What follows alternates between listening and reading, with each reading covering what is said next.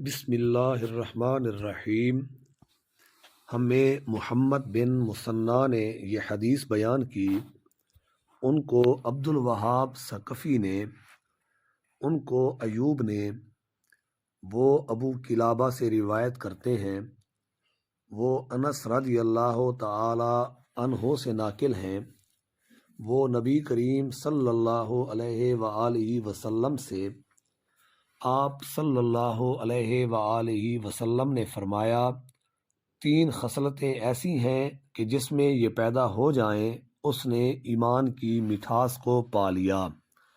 اول یہ کہ اللہ اور اس کا رسول اس کے نزدیک سب سے زیادہ محبوب بن جائیں، دوسرے یہ کہ وہ کسی انسان سے محض اللہ کی رضا کے لیے محبت رکھے،